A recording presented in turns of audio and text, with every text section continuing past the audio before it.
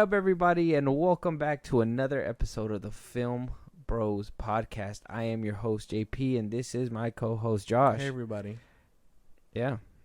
I started it kind of weird this time. Well, yeah, a little bit. Only because we were having a funny conversation we actually about Busta Rhymes and his Christmas album. No. Oh, yeah. And we have some special things coming for you guys. We got a whole Oktoberfest coming up, so don't miss out. We are preparing. Things are getting moved around. I'm watching a lot of horror movies. We were watching a lot of horror movies. He's having some panic attacks every once in a while. I don't know what it is. Like, I walk near him and he just flinches. Yeah, I don't do well with people popping up anymore, so that's nice. And blood and gore isn't his thing, so he still has a few more movies to get to where he's going to have to deal with that. But something we got to deal with, first things first, on the top of everything before we get started with our topics. Josh, if you want to let them know where they can support us in a big way, talk to us about a movie they want us to review, talk to us in general, interact with us, etc., etc. Twitter, TikTok, Instagram at FilmBros Podcast. We post when new episodes are up. You can hit us up there for any news, movies, or TV shows you want us to cover. TV shows might take a little longer though, because we got live still. Listen to us anywhere you get your podcasts. At FilmBros Podcast, at Spotify, Apple Podcasts, YouTube Music, things like that. We're on a bunch of sites. Check us out wherever you get them. Sports in a Big Way, Buzzsprout. The link is in those bios of the socials I just gave you. At FilmBros Podcast, it's like a Patreon. You support us, you get special perks in return. So we recognize and shout outs. So we recognize you for helping us out, and again, you get special things on the side only meant for subscribers. And then when it's all said and done, you can follow our Twitch for when we're live, be a part of the conversation. And if you're checking in later, YouTube at FilmBros Podcast, you can subscribe there. We're on a bunch of things. Can't miss us. Yes. But always try to interact with us here on Twitch. We're streaming as often as we can. But don't forget to check out the podcast version because they also get exclusive episodes over there. We're not going to live stream all of them. Some of them are going to be on the podcast. So make sure you guys are keeping up, following along. Don't miss out on any of the topics and have the discussion with us. Yeah. But moving forward, obviously, our first topic is going to be something that we talked about in our last episode. I think it's hilarious how a 360 had happened. Now, today's Monday. We recorded that episode on Saturday. We had live streamed it. If you guys want to go check it out on our past videos on Twitch. It will be up as a podcast on Tuesday. But we talked about over the weekend that Drew Barrymore was deciding that she was going to go ahead and start up her show. Apparently, she kicked what I think are some industry plans out of her show. Not her necessarily, but some security guards. Got all this backlash. Everybody was talking shit. WGA gave her the bird. That's not really what happened, but they basically put it out in an email that... They're like, we're so happy for you. Yay. They were not. They were very disappointed. Like a very disappointed father, I'd say. Yeah, exactly. Not angry, just disappointed. Yeah. Because in a way, she's still technically not breaking union rules. She is a host, not very much anything else. It was Hadnan. I don't know how to say that name. I'm sorry. Halgino? It's Halgino. Oh, yeah, I don't know. Algino? I don't know how to say that. Yeah. Sorry, but welcome. Yeah. Be a part of the conversation. Yeah. We're talking about Drew Barrymore doing a 360. Keep going. Yeah. So she did a 360 very next day after all the backlash and everything, and took to Instagram to announce that she is no longer going to be doing the show. So she caved. Yeah. She put on Instagram, she said, I have listened to everyone and I'm making the decision to pause the show's premiere until the strike is over. I have no words to express my deepest apologies to anyone I have hurt, and of course to our incredible team who works on the show and has made it what it is today. We really tried to find our way forward, and I truly hope for a resolution for the entire industry soon. That's very good. I would have just stuck to my guns at that point. She already ate all the shit. Might as well have dealt with it, in my opinion. But she in the video she was like, "There's no. This is me being real. Yeah. No PR press, nothing." But her PR team called her up. Hey man, you should have probably hit us up first. Yeah. We didn't need you to put out an apology. You filmed the what? There's no way. There's no way. Here's my thing though. I think she ran into legal trouble. Of course. Like I think they were just like, you can't do that, and she was just like, damn. Now I have to 180 send out a whole apology. Although, I think I want to take a dub on this one. A dub. I'm gonna take a W on this one. Yep. Yeah. Mm-hmm. Because you called it out. Yes. This is an apology. Mm-hmm. Half-assed one. I wish she would have sent out a whole video like, I know what I said on Saturday or Friday, whenever I sent that video out, but it turns out we're not doing that. Yeah. Well, Helgano, we've been cool. Like I said, we recorded a past episode, but we're basically changing it up on this Twitch. We're gonna go ahead and be talking about topics, all these things. So yeah. we have a podcast. Links are in the descriptions, all that stuff. So, if you guys wanna check that out, go ahead and check it out. Other than that, how you been? Hopefully you've been good, and hopefully you can get into the topics with us. But either way, I think that she should have probably stuck to her guns on this one at this point. Oh yeah, for sure. Like there was no point on her backtracking, and yeah, you could call it a W for you because you called it. Like this was completely wrong. I mean, I think everybody knew it was wrong. To me, it's just why would you make this big effort just to completely get slammed? And I don't think it's legal trouble. I think it's just the fact that she probably realized that she can't write that big of a script. I don't know. It's just completely weird that she just did a whole 180 in 24 hours. I mean, coming from her, I would, because I haven't seen her show, but I know she does have actors and stuff on it every once in a while. I imagine she'd just be talking about life and things like that. And I don't know how fulfilling that is for, I don't know how long her show is, like an hour or so. You got me. I don't even watch your show. That's why, like, she'd have to supply a 45-minute episode, close to that, in the morning time, when rarely people are watching that anyway. You know what I mean? So it's probably harder for her because she's not a comedian. She's an actress turned talk show host, whatever. I think it was just a lot of she couldn't handle it. She didn't know what to do, not without writers. But I really think she ran into legal trouble. I think behind the scenes, that's what they were like, you can't do this. And she was just like, damn, because of the legality of it all. Yeah. So she says that until a meeting has been done and the strike's over, she's going to go ahead and bring this all her show back. If anybody even wants to watch it, who knows? I mean, I'm pretty sure she probably still has fans. I'm sure. She's probably on cable or something. Yeah, I don't know. But we did hear that some things will resume, and that is the whole negotiation process. We're hearing that on Wednesday, this upcoming Wednesday, on the, what would it be? Tomorrow's 19, 20, the 20th? 20th. They're going to be resuming negotiations. The WGA came out with a statement saying, you may not hear from us in the upcoming days while we are negotiating, but know that our focus is getting a fair deal for the writers as soon as possible. The Alliance of Motion Pictures and Television, every member company of the AMPTP is committed and eager to reach a fair deal and to work together with the WGA to end the strike, the studio group said in a statement last week, as it signaled it was working with the grid to return to the negotiating table. The guild to return to the negotiating table.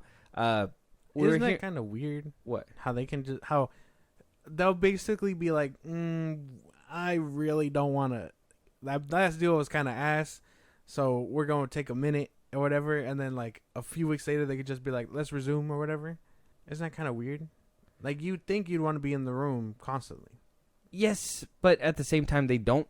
Not right now. Well, they got to keep their distance. Everybody's gonna obviously hide some shit up their sleeve, and if one party doesn't want to come to the table, they're not coming to the table regardless. I think the last time they negotiated was on the 22nd.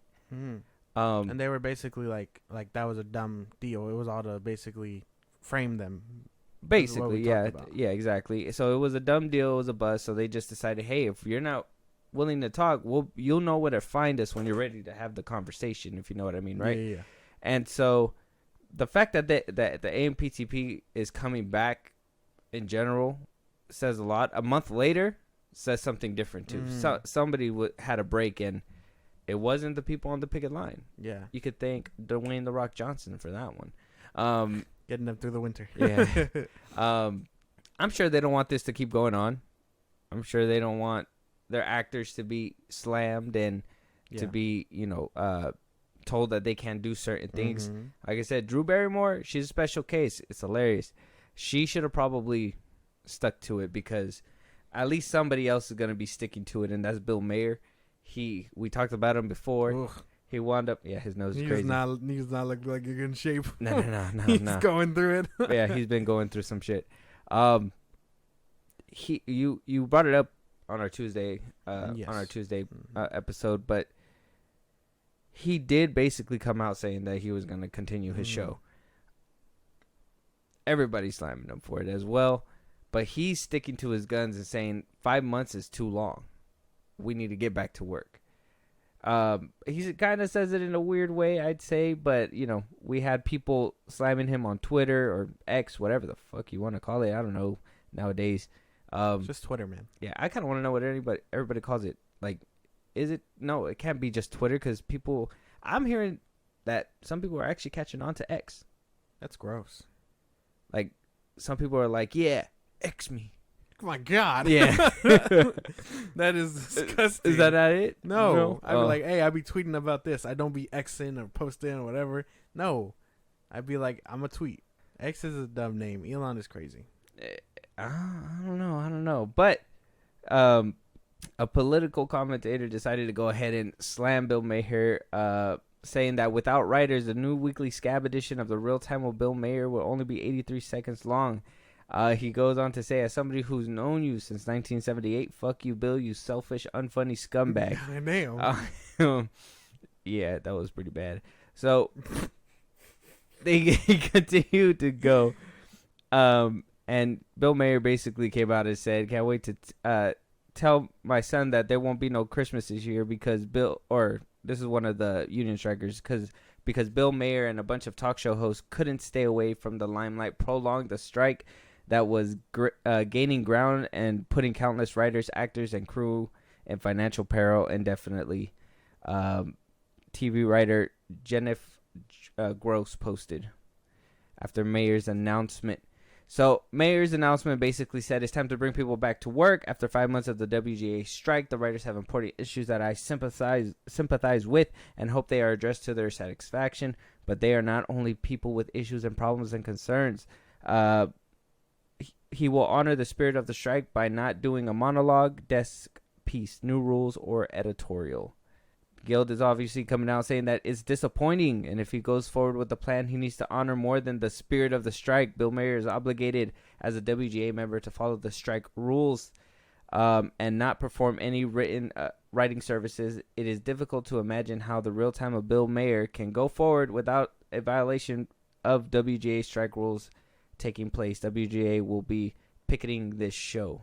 And those are after the comments he made on that one podcast we talked about a couple weeks ago. So obviously this man is not giving a fuck. He had strong things to say, if anyone can remember when we talked about that, about what's going on. And his philosophy was basically Hollywood is a eat or be eaten world, and he's choosing to eat while everyone else is starving. So I don't know, man. Bill, he sounds very outdated, and I don't really care. I don't know him. I don't know this guy. I don't know anything about him other than that. Yeah, he was a comedian. I've seen some of his stuff floating around now that he's news or whatever, like some of his jokes, and I'm like, he's not funny. I don't think he's funny.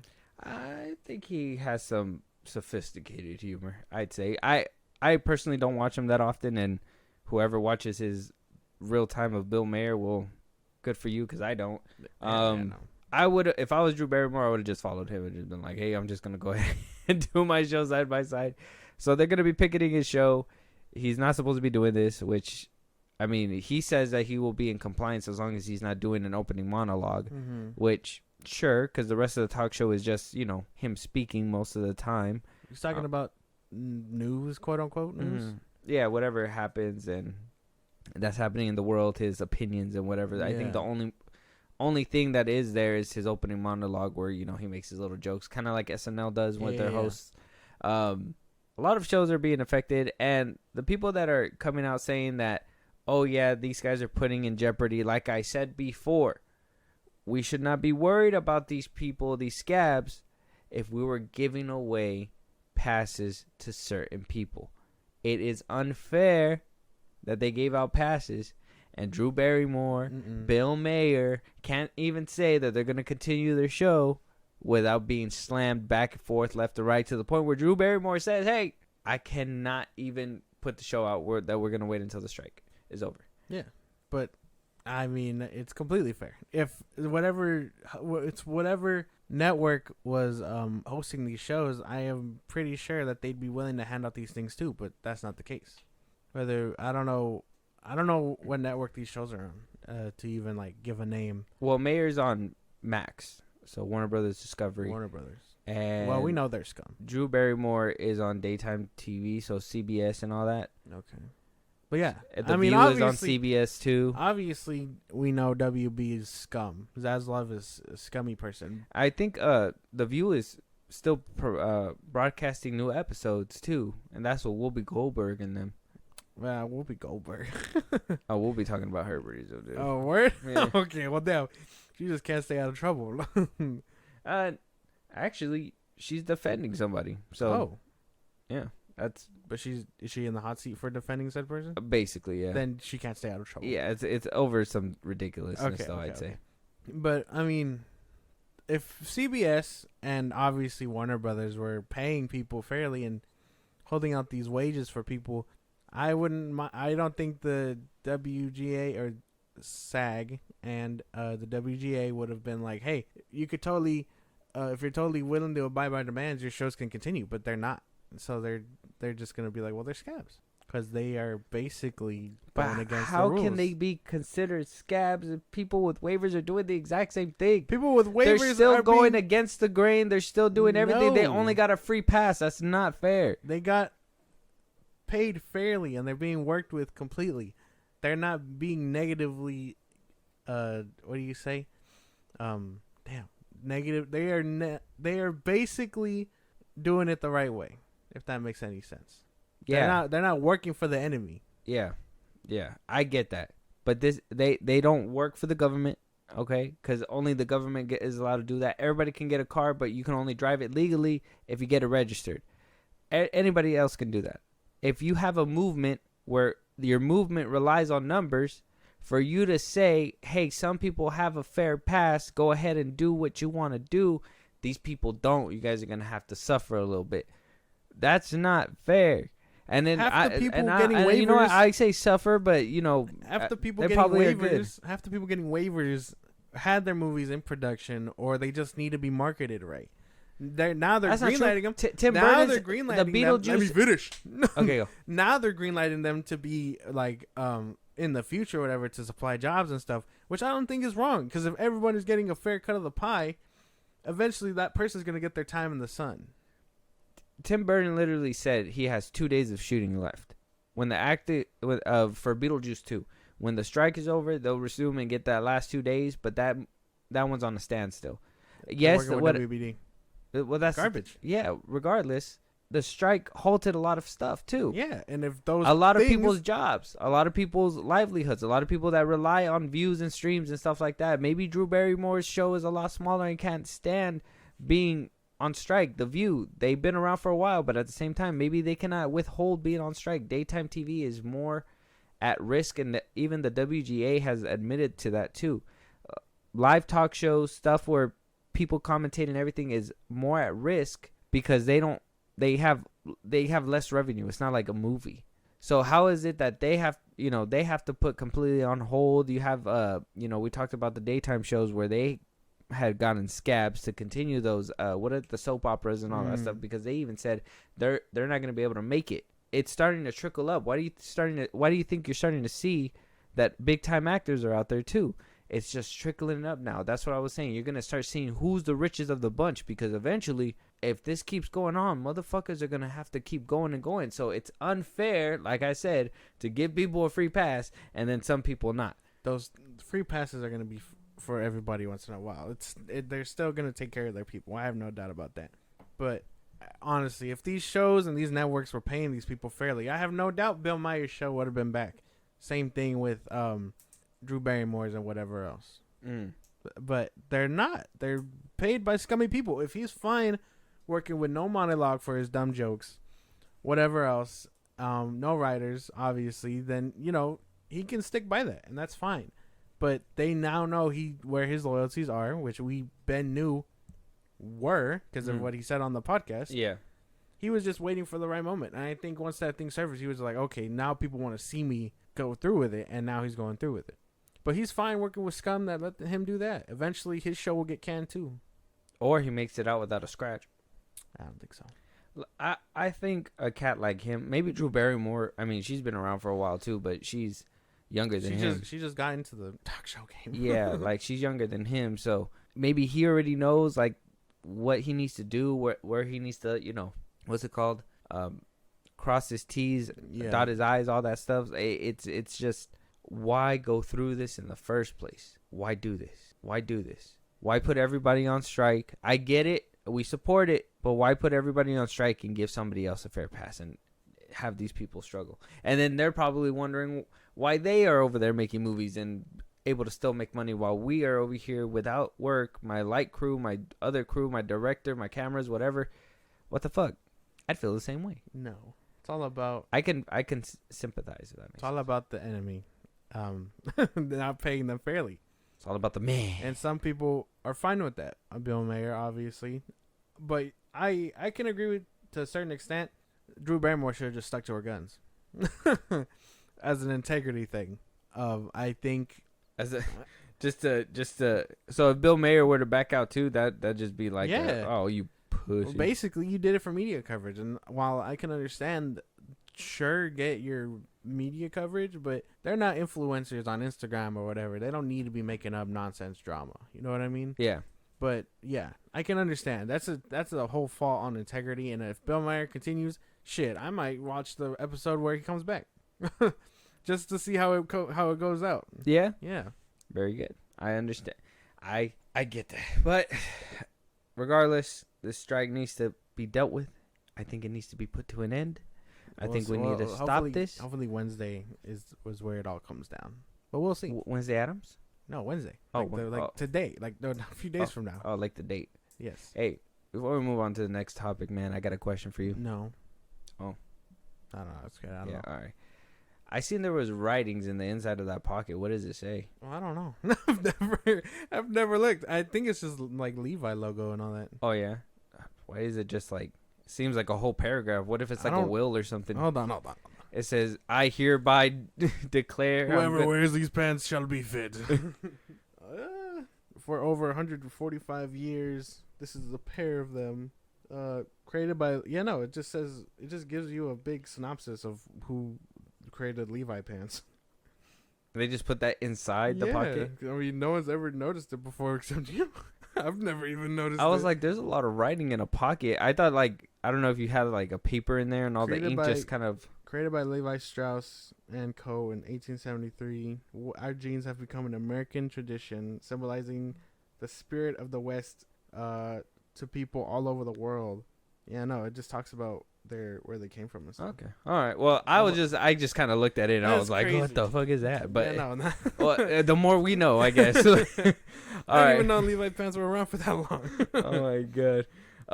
But all right. So, Jonathan Majors, you've heard of him? I'm well aware of such a man. Yeah. Mm-hmm. Have you heard of the recent thing that happened? Where he broke up that fight or whatever? Okay. Very good. So, apparently people think it's fake. Did you think it was fake? Do you feel like it was staged? Do you think that this was a PR move to be like, no, stop the violence? Probably. I mean, it didn't. I don't think it looked too staged. It looked like she was getting her ass whooped for a cool minute. One of the girls. And then he came out of nowhere. Yeah. Apparently a new angle came out, and that is to prove that this is 100% Jonathan Majors. Okay. This is him rescuing, and I guess people still can't believe it, but they can't believe he's a good guy. They can't believe that he just come out and driving down a fight. Well, if he's in New York, he's always walking. And then he comes, stop, guys. Oh, like A-Train. A-Train. You seen A-Train? Oh yeah. You remember when? What is it? Season 3. Where they make fun of that commercial. That Pepsi commercial, yeah, exactly. Gonna hold the Pepsi can. Yeah. But this is the video. I'll show it to you so you can tell me whether this man is Jonathan Majors or not, or if this is a fake video. Okay.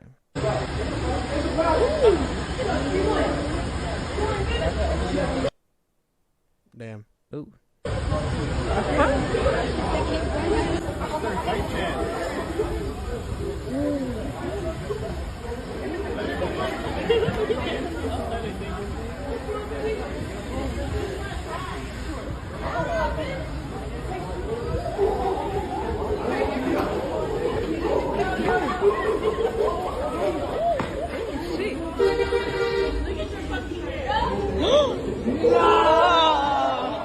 Damn.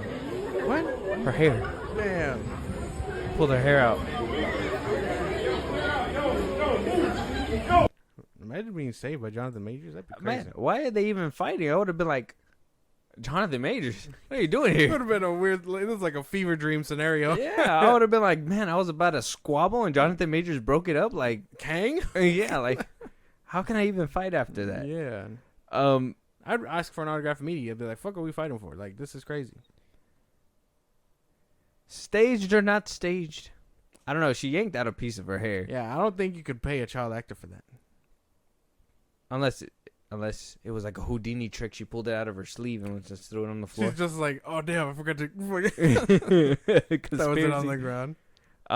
Obviously, a lot of people are thinking it's a PR stunt. He's in the news. We talked about it before. He allegedly put 5 fingers on his wife. So it's allegedly.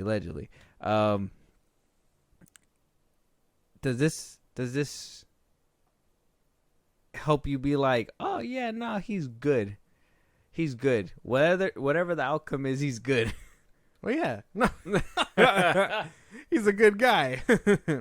Clearly. I mean, I don't know. I don't think this... I mean, good to see he's a good person, I guess, in real life, but I don't know how to feel exactly about, like, the whole video, if that makes any sense. Like, I don't really care. Does it look fake? No. You're just It like, doesn't really do anything. It doesn't really do anything for his case and stuff.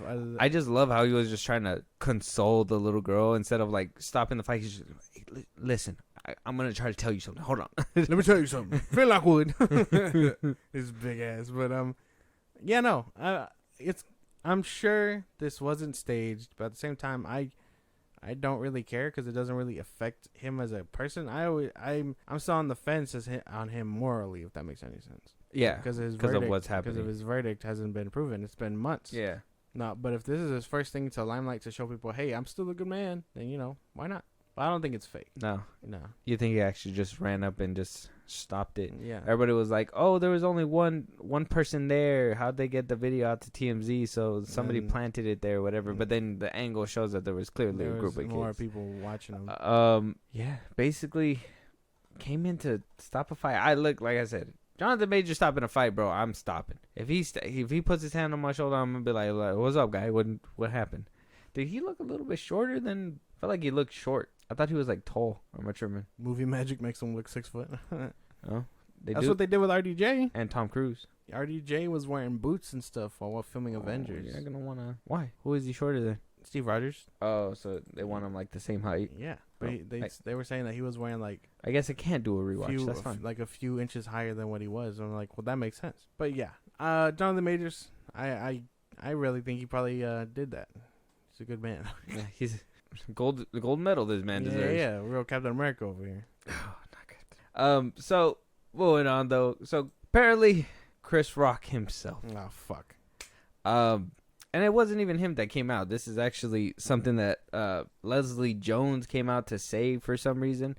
It sounded like a fucked up joke. I couldn't find the clip to show you exactly how she said it, but I got the quote right here. Because I don't know how it was brought up into conversation.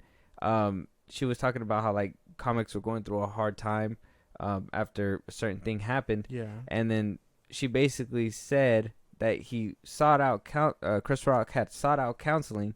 That she told people, and this is a quote, that shit was humiliating.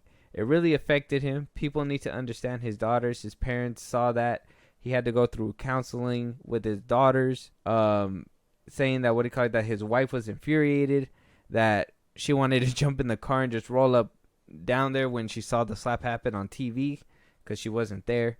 Yeah. So I don't know why Leslie Jones felt the need to say that, but I don't know if it really Well, I mean, it was in front of millions of people. I think counseling wouldn't be. She just threw his ass under the bus. Yeah. She was like, "Oh yeah, you know, I got this going on." But Chris Rock, that motherfucker had therapy. Like, yeah, he had issues going on. That doesn't make any sense. But we know Chris Rock was feeling the type of way after the hit. Will Smith was also feeling the type of way after the hit. But I feel like enough time has passed to stop talking about this shit. I don't really care. About the slap? Yeah. You don't care about the slap anymore? No. It's dropped? Yes. I feel like it's been dealt with. Will Smith said his piece. He's trying to move on. Chris Rock went on a whole special about him, talking about it. Like, how much more do you need to vent about it before you're over? It wasn't even like a whole special. It was like the last couple, like, jokes. I mean, shit. He sounded very hurt and broken while talking about it. Yeah, he was. He was on a whole rampage for the last, like, 30 minutes, regardless. Yeah. But I don't know. I imagine therapy was necessary. Yeah. You got smacked in front of millions. It wasn't a good look. You couldn't even attack him back. It was unprovoked over a joke. But, I mean, it's time to stop crying about it. He could have attacked him back. That's the thing. Oh, but he has manners, as he put it. Don't fight in front of white folk is what he said. Oh, yeah. That's what he said. But, I don't know. Enough time has passed. I think Will Smith would have bodied him if it came down to a fight. But at the end of the day, he was in the wrong. I thought it was weird that Leslie Jones was even bringing him up again, because you're right. I think it is past that time already. Yeah. Why would she even air that out in public to the People magazine? It's crazy. I understand comics is, comics do need therapy too. I think it's unfair for them. You know, they get paid to tell these jokes, and then sometimes they say a joke that some people don't find funny, take it out of context, and they're canceled or something. You get people that get butthurt because they make fun of somebody's wife's bald head, and they get beat up or whatever. Yeah. It's insane. And like I was saying, we're gonna talk about Whoopi Goldberg, but because of Hassan Minhaj, he basically is being canceled and facing a bunch of backlash right now. And he himself is a comic. I don't know if you've seen him before. He's been in movies. I think he looks familiar. Yeah, I don't know. I can't recall him from anything he's been in. I don't think he's been in like serious movies, like comedy movies. Oh, mostly. okay. But he does comedy, and he's basically getting a lot of backlash for embellishing some of his stand-up comedy. And what I mean by embellishment is basically making a joke. Oh, okay. So he basically is taking a situation and stretching it. Obviously, he's not going to say the whole truth. That shit would obviously not land well. Oh, yeah. I woke up, walked to the kitchen, made a milkshake. Where you could say, I went to the kitchen, slipped on a banana peel. Somehow the banana went up in the air, caught it with my butt cheeks, and then shot it into the milkshake thing. Obviously, that's more funnier than just going to the kitchen to get a milkshake.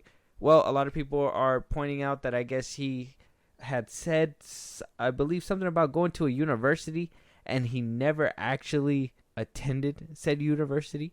And there's no way. Made a joke. So because of the fact that he came out, said some things in his stand-up, and it wasn't truthful, everybody is deciding to cancel him. And Whoopi Goldberg, the nice lady that she is coming out and saying that, comedy, that's what we do. She said this on The View and on one of her new episodes. We're talking about that. Scab or not, that's what we do. We tell stories and embellish them, she says. She recalled the time where she said that she had a degree from New York University, and a reporter had went ahead and completely did a background check, found out that wasn't true, but then later on it was told that it was one of her Whoopi Goldberg's alter egos that was, saying the comedy or whatever. It was just another way of saying it was a joke, or it was just me talking upstairs, whatever. This is what I mean. Comedy's dangerous right now, in my opinion.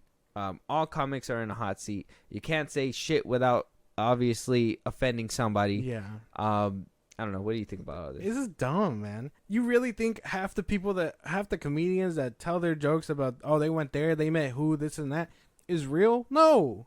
They probably made up half of that shit and write it down to make it sound funny. There's no way. You really think Kevin Hart's uncle was like, I'm gonna find cancer and kill him? You really think he did that shit? No. I hope not. That doesn't make any sense. Comedy is gonna be fibs and things like that to make it sound funny, because sometimes the normal interaction ain't as funny Real as you life think. isn't funny sometimes. I was gonna say it like that, but that's kind of harsh. But like that doesn't make much sense. People, oh my god, people are so bored nowadays, man. They'll really just take it out on anything, and it's ridiculous because it doesn't make sense. You really think shit like that happens? No, I doubt it does. And if it does, then that is one hell of a story. And you should keep that in the cycle. But like, what do you call it? Bert Kreischer's The Machine. You like, can you, without the movie, obviously, can you believe that really happened to him? Fuck, not everything. I'm sure he went to Moscow or whatever, did a couple things there, maybe met some. It was kind of like that. You know who Fuzi is? Yeah, he's like a live streamer. He whatever. Yeah. He basically told this whole story where he like met Drake or whatever, but like he literally just walked past him at one point at a party. Yeah, and he was like, "I met Drake." Mm-hmm. That's probably what the Bert Kreischer was saying, meaning too. Like, I was near this guy. I'm pretty sure they didn't make any contact or anything. Yeah, half of these comedians are gonna take a thing and blow it up to make it funny for the audience watching them. You know what? So dumb. You know what would be funny and honestly a truthful, funny story if he decides to take up stand-up comedy? Trump talking with Kim Jong-un. I feel like a whole interaction with them two together in the same room is just comedy. Yeah, like just Trump trying to conversate with him not understanding a word, and him not understanding a word over here. It's just Kim Jong-un's blank face looking to his translator like, what he saying? Like all the silent nodding. Yeah. is gonna be hilarious. Like, it doesn't make sense. Half of these comedians are obviously making stuff up. I'm sure to an extent some of it is real, but no, I don't believe all of it is real. And you're a fool for thinking that. And you're a fool, and you're a fool for being upset about it. A damn fool. Before we move on, I just wanted to kind of touch up on it a little bit more. Why do you think a lot of people they get butthurt or like feel the need? They hear a joke and they feel the need to want to enrage themselves. Is that the word? I don't know how to say it. Like, they just get offended knowing that they're in a comedy show. I've seen so many, especially in recent times. I think it was like after 2020, where I see Laugh Factory videos, whatever, blah blah blah. They're over here saying jokes, and somebody in the crowd is getting mad or about this, that, or the third. It's crazy. It depends on what's being said and what is I guess taboo or whatever. But it's subjective, and you don't know what's taboo. What your life experience about this could be another person's, but they're either messed up or they're happy enough in life to make fun of that.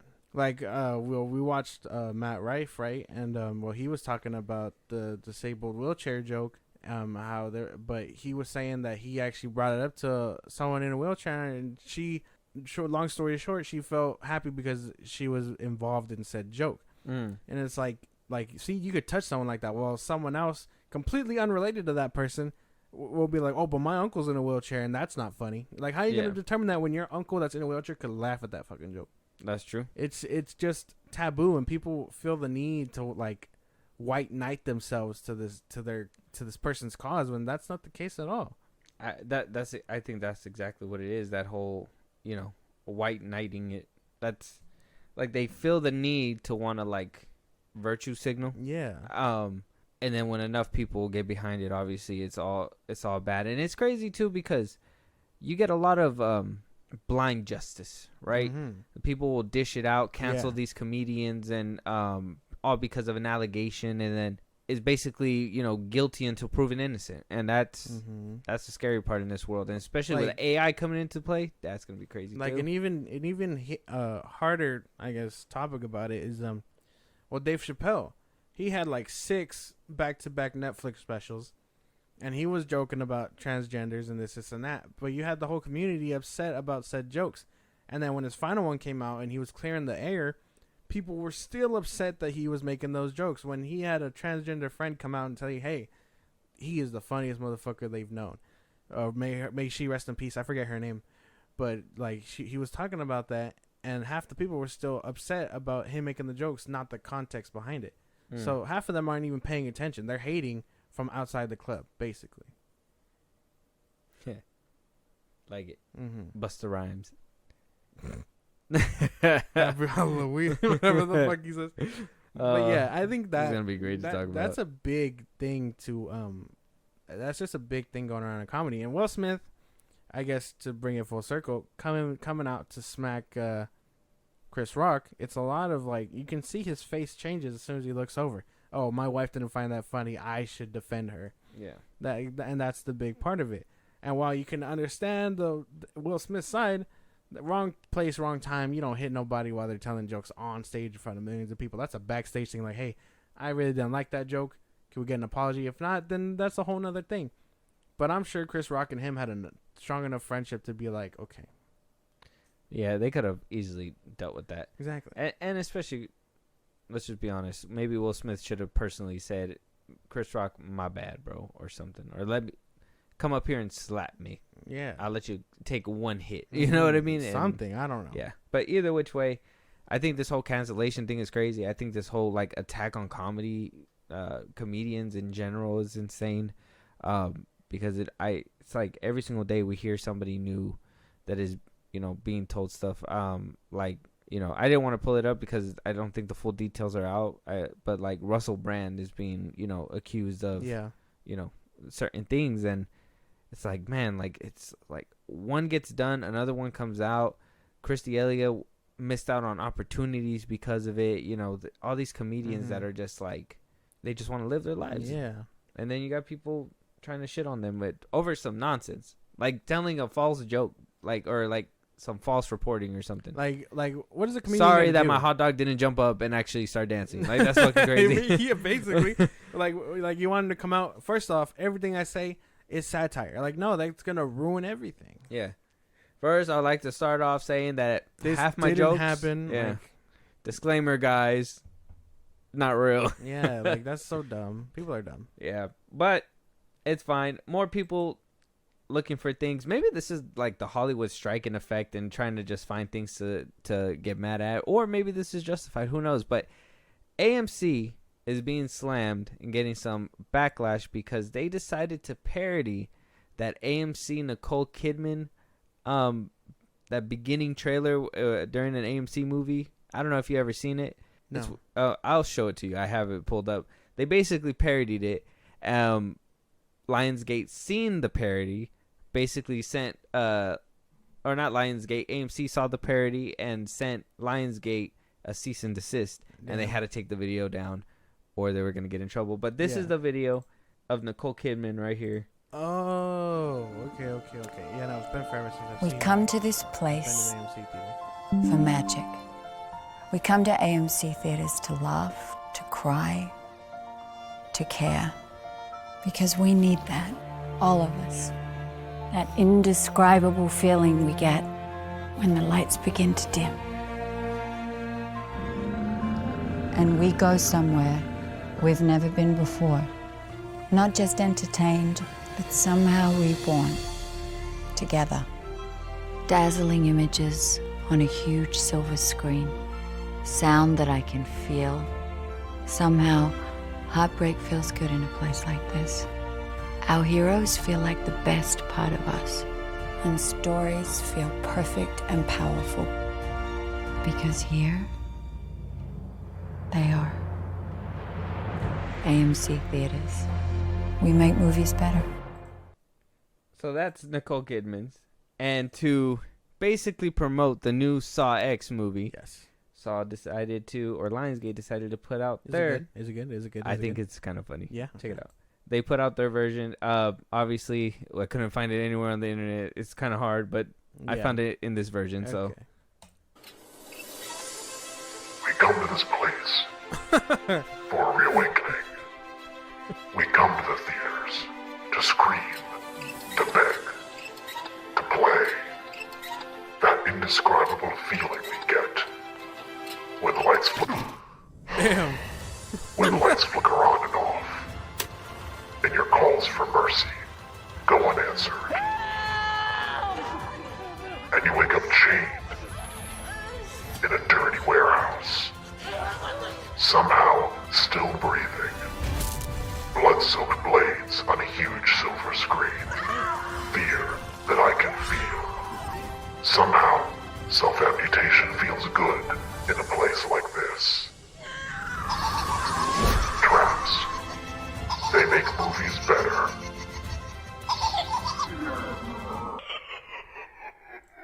So that was your little. That's actually smart marketing. That was a little poke, jab comedy, and they got cease and desist.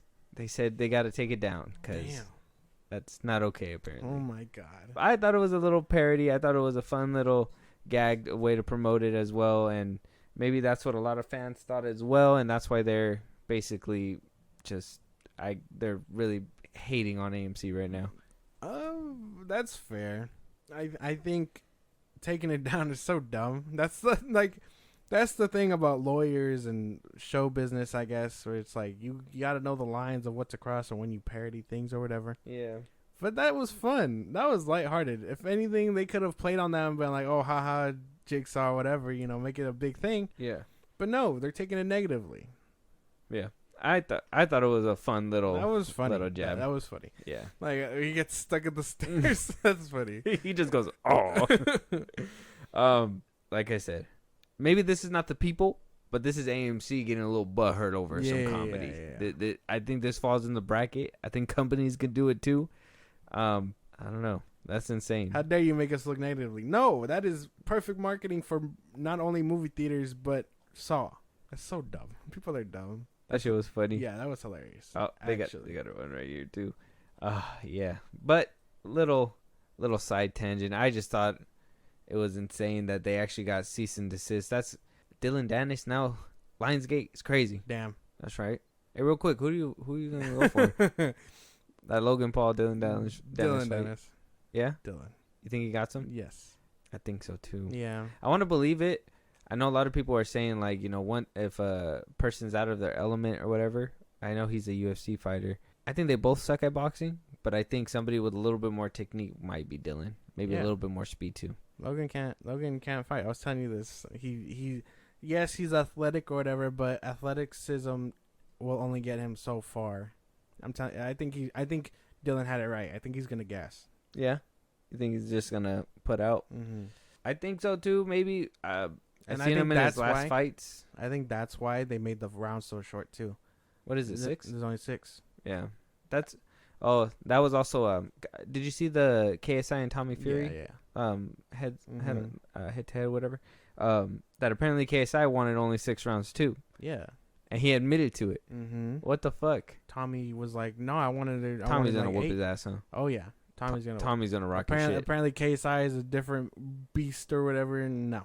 Oh man. Tommy looked at him like, bro. Okay, buddy. Like, yeah. Sure.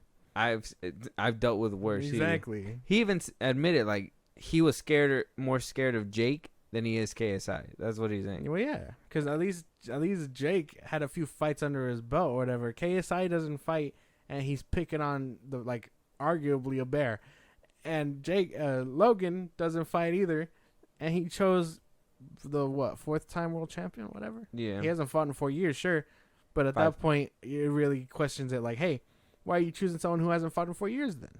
It's true. It's true. And the way Logan struts about, the way Logan Paul struts his loss against Floyd Mayweather is crazy. Yeah, I mean, that was his first fight and he lost. He had a shot at a professional boxer before Jake and he fucking lost. Yeah, Jake would have probably put up a better fight against Mayweather. Sure. I'd say now. I'd say when he was fighting Tommy, but well, we saw what happened with him. Yeah. He started that fight. Have you seen the YouTube clips on that shit too? I think I've seen a few. Jake got pummeled. Oh yeah, exactly. He got pummeled. That's crazy. KSI is gonna die. Yeah, dude. I can't wait. October 14th, free promo for that fight. You think he throws in the towel? No, I don't think so. I think either Tommy really knocks him out, or it'll go to cards and go to Tommy. You think cards? You don't think KSI will tap out? I don't think so. He seems like the type of dude that tap out to me. No, I don't know. Apparently when he fought, what's his name? When he won that or whatever, he was. I think it went straight to cards there too. So I don't know if it's his opponents or if it's him, but best case scenario, I want Tommy to win by knockout. That's the best. Well, worst case, it goes to cards. Yeah, I'm just living for the fucking Twitter beef. Oh, for sure. The fucking pictures is crazy. I saw before we even started. They think they got him. They think they finally got Dylan. Served him his papers. No. Mhm. How do you know? Well, he replied saying that wasn't him or whatever. But shit. There was a video Yeah, there's on TMZ. that he got served. Yeah. Oh, I'm gonna have to look at that. What do you call it? And prior, Jake knew. I don't know if you watched the latest impulsive episode of his. What do you call it? Jake was like, "Oh, I know where he is." On the air, he goes, "Oh, I know where he's at. Yeah. Like I could tell you guys." And he's like, "No." Logan was like, "No, you don't." He was like, "No, I could tell you guys. He's in New Jersey." Deadass on the air. And Logan's like, "No way." He's like, "Yeah, I could tell you guys when we're finished. I know where he's at." And because I guess he didn't live in New York anymore, because they knew where he was. And he was just like, "Oh, we're gonna get you." And I guess they got him. But live on Impulsive, he was like, "He's in New Jersey." No way. I didn't see that one. That's crazy. I got to see that whenever we're done here. But yeah. It's just crazy. October 14th. yeah, Watch. Hopefully, we will get to see Logan Paul lose his match. But that'd be crazy. I really want to see Logan Paul lose. Deadass. But if he gets served and he actually like gets in trouble with the law, and he makes him not show up to the fight, that Logan Paul's a pussy, bro. Oh, for sure. That's crazy. Apparently, what do you call it? Can you really tell your girl to not do it though?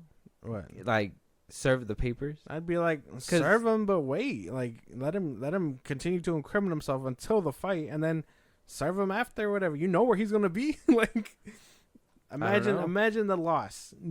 Imagine for a second, Dylan loses or whatever.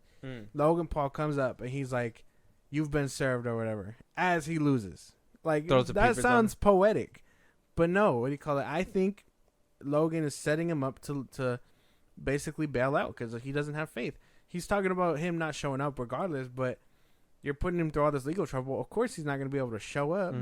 And you can't lie and say that Logan Paul's not a part of it. Exactly. You can't say that. Exactly. Like Nina. Oh no, Nina doesn't talk to me about that stuff. It's like that's cap.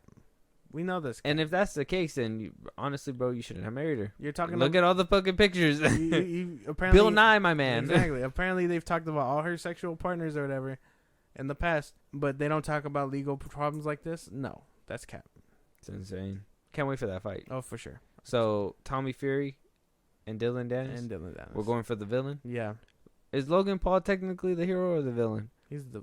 I guess in this scenario, he's the hero because he's not really doing anything, and Dylan is the one poking the bear's nest, I guess, or beehive. I don't know. I feel like in my head, I think Dylan's probably the hero because Logan is scum. Yeah, crypto. He seems fake all the time. Dude, speaking of his crypto scandal, he got you.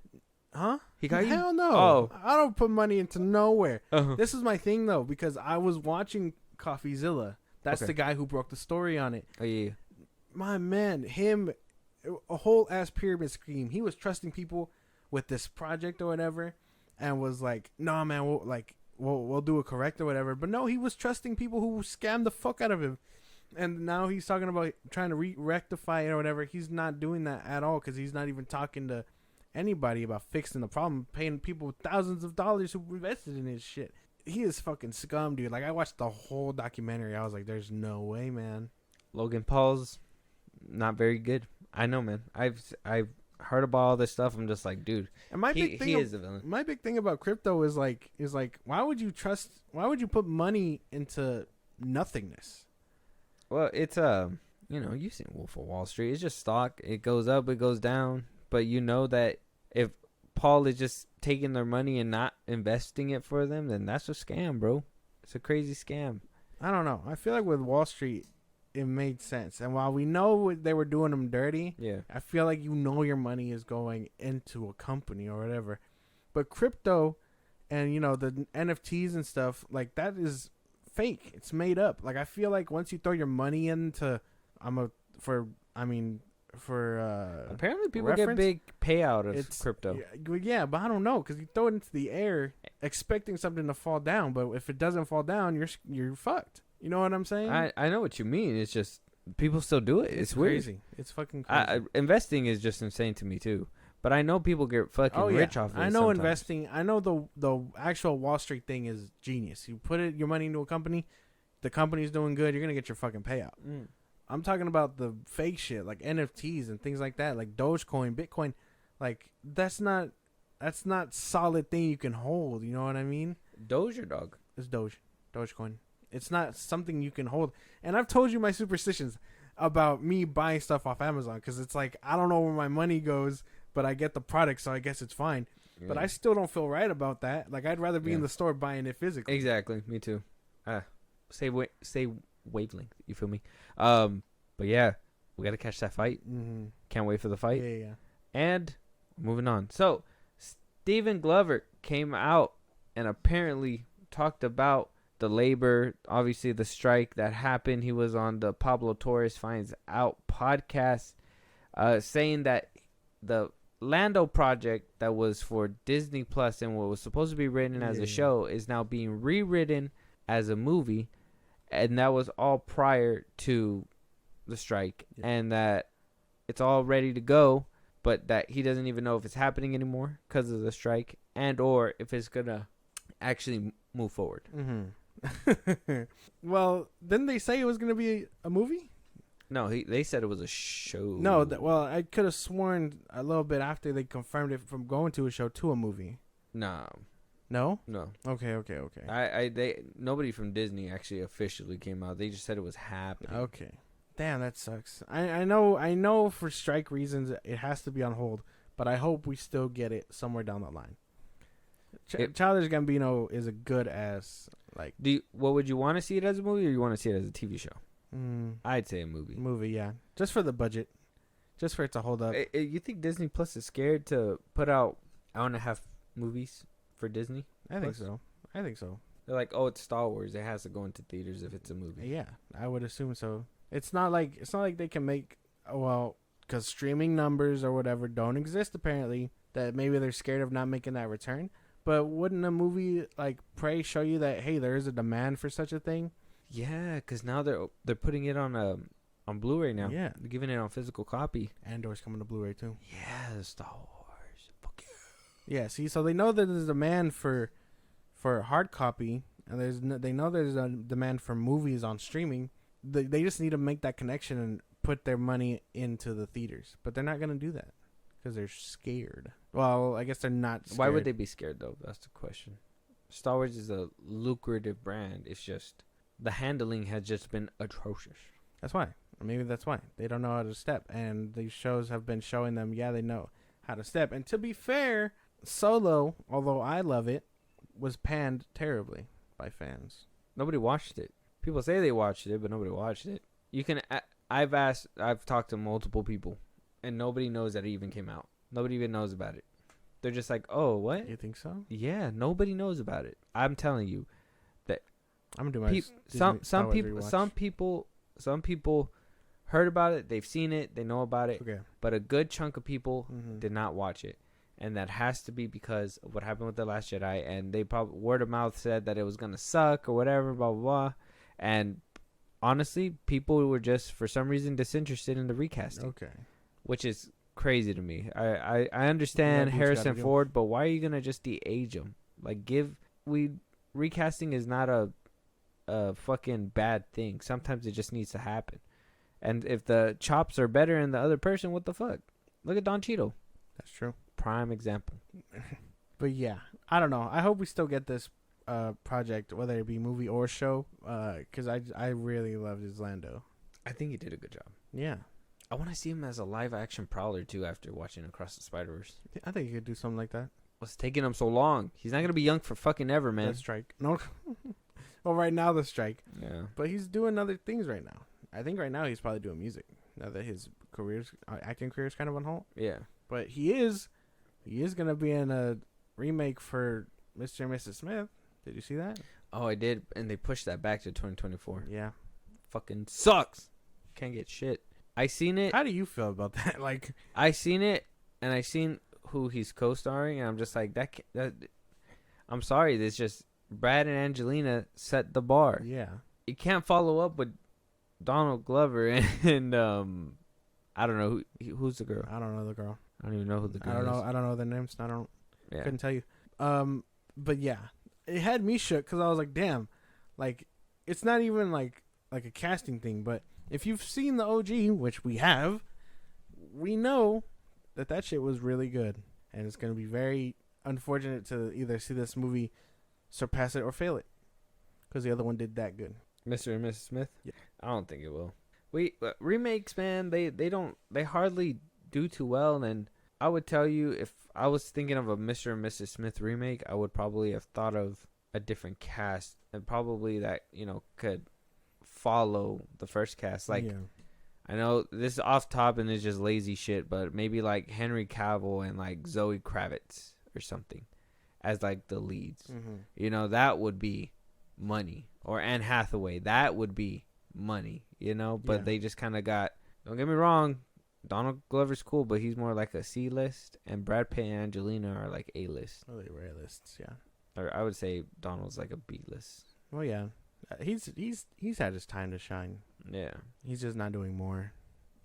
Atlanta really proved that he can act, though. Yeah, no, he does a good job. That's what I'm saying. Like, I don't understand why the MCU hasn't utilized him and, started bringing it, or Sony at least. I don't know who's in charge of, like, what characters are brought up or whatever. Well, but he was Aaron Davis in Homecoming. So. Yeah, exactly. I know, like, they're leading up to it, but I'm Yeah. just like, it's been 2 movies later and still no development. Me with Scorpion. But, I don't know. I hope to see Lando. I hope to see him come back. You think we're going to see those characters in the next set of trilogy? I hope so. I've been campaigning for that shit forever. I want to see the Scorpion. I want to see this Prowler. But, like, it's hard to say. Like, what if they just make that connection and, like, he's the MCU's Prowler that they caught? He was the only live action one there. But yeah. And I mean, if they are going to launch 2 Spider-Man, fingers crossed, Andrew Garfield's going to be in Venom 3, maybe. Who knows? But, like, yeah. If Andrew Garfield comes back as Spider-Man, it's over, bro. It's a wrap. It's a wrap for Tom Holland. Yeah. Sorry. Mm-hmm. Streaming Spider-Man. That's what I'm going to say. I'll be like, I'll watch you on streaming. Yeah. Let me go watch Venom 3. Mm-hmm. If they bring back Andrew Garfield, because honestly, I'm not even planning to watch Venom 3 in theaters. If Andrew Garfield is in Venom 3, I go watch in theaters. 100%. Okay. But if he's not, thank you. I'm good. Okay. Because Let There Be Carnage was not, it's not a good movie. Should have been better. Woody Harrelson, I'm sorry, bro. They did you dirty. Why did they insist on no blood? I don't know. They said... That's the one thing I've always been robbed about. Like, that one deserved a director's cut, I feel. Yeah. Just a rated R version of that movie. Well, apparently Andy Serkis didn't want all the blood. Well, Andy Serkis, although he's great in Andor, doesn't know what he's talking about. We want to see blood. Exactly. You can't give us Carnage and not deliver on the Carnage part. Yeah. That shit was crazy. Because everybody just got chomped like cartoons. I was like, okay. Yeah, where's the gut spilling out? Yeah. Something. Have Somebody you seen screaming in agony. Have you seen the concept art for what they were going to do with Carnage? Like, they had him being crazy stuff, and, like, they limited him down, I feel. For whatever reason. Yeah. Maybe because Andy Serkis didn't have, like, experience directing like that. Probably. And he couldn't, like, deliver half that shit. Probably. And if that's the case, why would they have hired him then? I don't know. That shit's crazy. Mm-hmm. Why not use who made the first one again? I can't remember. Their name. But they were doing creative stuff with the symbiotes, too. Regardless of how you feel about not being able to see them, quote unquote. Yeah, in the first one. That shit was tough. Mm. Who was winning? It was like water splashing more water. Toxin was winning. He was winning He was winning. the whole time? Yeah. And then Venom had him on the ropes at one point. Yeah. Or I think looked like Venom. No. that whole Venom woman making out with Tom Hardy to that shit was pass crazy. the thing. That shit was crazy. Is Venom gay? No. Because he was a woman at the time? Well, no. Doesn't make him gay. You don't like when I explain things like this because you're just like, that's dumb. But it's a Bond thing. It's not so much that like Venom's gay. It's just more like it doesn't matter to him because his bond with Eddie is a deeper connection than just kissing, I guess. Well, I was going to say, like, was that him talking or was it the girl talking? I think the girl. And then Venom just so happened to, like, move on. But I think that was the chick, yeah. I don't know. Shit got a little walkie for me. Just a little walkie. At that scene, I was just like, Venom sus? Venom sus? But moving on to our last topic. And apparently Tim Burton agrees with us. The Flash used his creations atrociously. Atrociously. Atrociously. That's the word. Thank you. he was talking to BFI about his Beetlejuice 2. This is where he kind of let it go, saying that he only has like 2 days of like filming for Beetlejuice 2 to go ahead and wrap up. Yeah. And he was asked if he regrets working on Superman Lives with Nicolas Cage because it never wound up getting off the ground, and because apparently, rumor has it, Mars Attacks box office failure back in '96, and WB siding with McDonald's over not being able to sell toys because of Batman Returns. Burton said, "When you work on that long of a project and it doesn't happen, it affects you for the rest of your life because you get passionate about things, and each thing is an unknown journey, and it wasn't there yet, but it's one of those experiences that never leave you a little bit." Burton also said it goes into another AI thing, and this is why I think I'm over it with the studio. They can take what you did, Batman or whatever, and culturally misappropriate it, or whatever you want to call it. Even though you're a slave of Disney or Warner Brothers, they can do whatever they want. So in my latter years, I'm in a quiet revolt against all this. W. Burton. W? Mm-hmm. Because no matter how you feel about, oh well, I guess that's not true. Cause they bastardized everybody, CGI wise. Yeah. I know. I think I got into an argument with someone, and they were like, oh well, is it really bastardizing if Nicolas Cage came out and filmed the cameo and stuff? I go, yeah, because they still felt the need to CGI him and make his face all buttery and whatever the fuck else. Yeah. Same thing with Keaton's Batman. You could totally feel that that's Keaton's Batman, or whatever. But I mean, if Tim Burton is saying they bastardize it, you kind of have to take his word because he created that motherfucker. But they bastardized everything, not just those two. Well, yeah. And that's because they didn't have the right creators behind it. And I'm not necessarily saying that you need to have, like, if James Cameron lets somebody else direct another Avatar movie, like, who knows if it can be great? I mean, obviously, Cameron has a certain eye, but, you know, somebody else can bring something special that adds a little bit of layer and add to his work or something like that.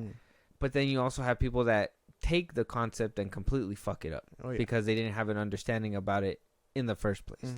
And Andy Muschietti, though, for horror, I give it to him. I think he's great in horror. The 2 It chapter 1 and 2, chef's kiss, very nice. He had no business in this kitchen, I don't think. I don't think he knew what he was doing. And if his idea was like, hey, let's actually make these people look like CGI, it'll look neater, or it'll be like less distracting, then, bro, you're probably not understanding. If he's probably like, if the person CGI and everything else is CGI, is there really CGI? And it's like, no. Yes, it's all CGI. It's all CGI regardless. So, that's just terrible mishandling. That is a bastardization. And even that little cameo too, Nicolas Cage came in to film it. Why not use his performance? Why not use his performance? Exactly. Why waste more money to CGI him when you're already using so much for reshoots? All these other things that you have to pay for. Yeah. It's like, what the fuck? It doesn't make much sense. And, Tim Burton, he gets it. And I understand people, again, would just be like, well, he doesn't know what he's talking about, whatever. But he does. He made the shit. He should be entitled to have a say whether they did it right or wrong. And clearly he feels wrong. Yeah, because, I mean, if Burton was like, yeah, it's not my Batman because he didn't fight like how he did back in the day, would that be bad? A little bit, yeah. Because, I mean... But if that's his vision... Still technically his Batman. Yeah. Oh, so, like, if Burton were to come in and I mean, like, this is how I want him to fight. Isn't it a disservice anyway? Because, I mean, his Batman wasn't moving that way. He's close to 70 years old, and he's moving that way now. That's true. Granted, regardless if you're with limited, a rubberneck still? Jesus. Yeah, like that's his Batman. It has his staple all over it. CGIing him, making him die twice on screen, it's crazy as shit. That was hilarious. Like, yeah, no, Tim Burton has a right to feel this way. Namek tossed Batman into the dirt, and all he did was skip on it like a rock. You're like, oh. Yeah. He died. If Namek were to do that, my boy would have been splattered on. Oh yeah. What's that scene in Invincible where like the Nightwing dude or whatever tries to jump on Omni-Man and he just he fucking splatters his shit all over the Yeah. place. That's what it should have happened to Keaton, not Yes. just a little bit of ketchup out of his mouth. Yeah, no. Like, oh, my lunch came out a little bit like my tomato soup. And he was like, need more ketchup. Like, it doesn't make much sense. He used the ketchup off the hot dog that he was eating. Yeah. He was like, oh, we forgot to add in blood. Here Yeah. you go. Did you see that cake that they made for him? No. They made because I guess Keaton's birthday was one of those days, and so they made him a cake that looked like Keaton, but it didn't look like Keaton very well. And then same thing with Ezra Miller. His birthday had passed, and they made him a Flash one too, and that shit just looked atrocious. Too. No, I haven't seen those Yeah. things. That's crazy. I think I'd be like, get this bullshit out of my face. yeah, the amount of CGI they used in that film is crazy. That Oh. scene where he's looking up in that one trailer where it just looks like his head's floating. Everything was CGI. He had a bald cap on, so his hair wasn't real. He had padding or whatever, the little dot suit on, and some padding from the Flash shoulders or whatever, and that's it. And he wasn't wearing like nothing. It was just all CGI. It's like, that's fine. CGI suits are fine, but if Zack Snyder's costume designer was able to make suits, why didn't you guys just use practical suits as much as you possibly can? Why CGI the suits? Who knows? The entire movie needs a documentary on it because the enigma is insane. Yeah, that everything was just so out of touch. Though there's still people out there writing or dying for this movie. That's can die. insane. Oh shit! I'm just kidding. I think you like dye their hair. That's what he meant. Sure, yeah. Yeah, Mhm. yeah. Mhm. But either way, W Burton. Burton, because nobody asked for Nicolas Cage's Superman as a CGI, Mm-hmm.